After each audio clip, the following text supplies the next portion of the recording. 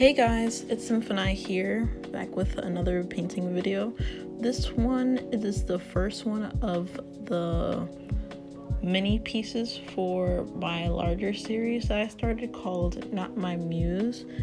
And these pieces in particular are supportive pieces of the larger ones.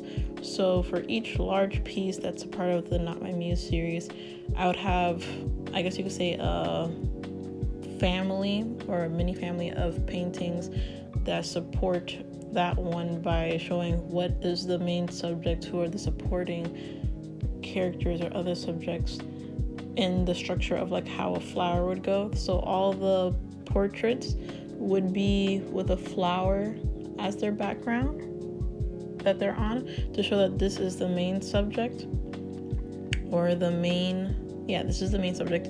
And then with leaves or other parts where the plant would be, like on the dirt or stuff like that, that would be the supporting characters. So here I have a portrait of my friend who I'm illustrating, and I actually tried two different things with this painting in particular.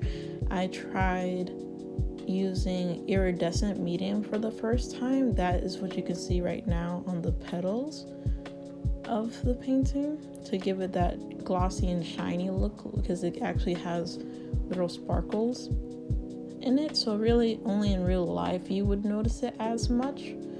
And now I started doing the underpainting, as you can see, and in this painting process I did a different way, because usually I do section by section when it comes to painting the faces, but I did a different process that I do with when I'm painting with Neil McGill, where I'm painting with three basic colors with the a medium tone, a dark tone, and a somewhat highlight tone, even though I think right now it's only using two of the tones to block in all of the skin. And then what I would do instead of doing this section, I paint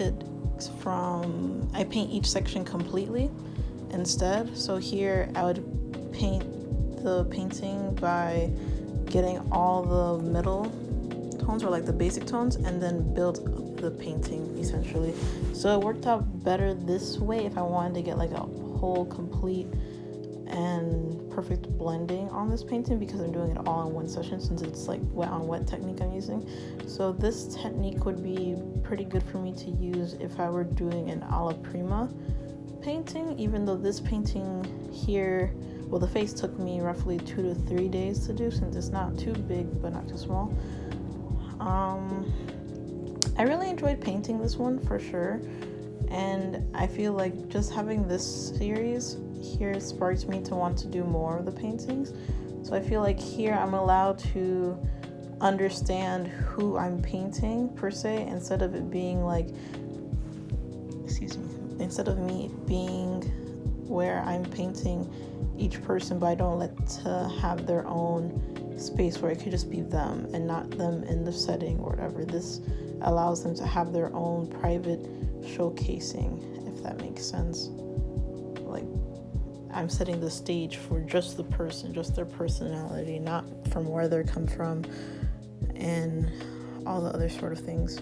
With that being said, hopefully with what I plan on doing, I want to do at least 2 to 3 more of these. My goal was to at least get 5 of these done before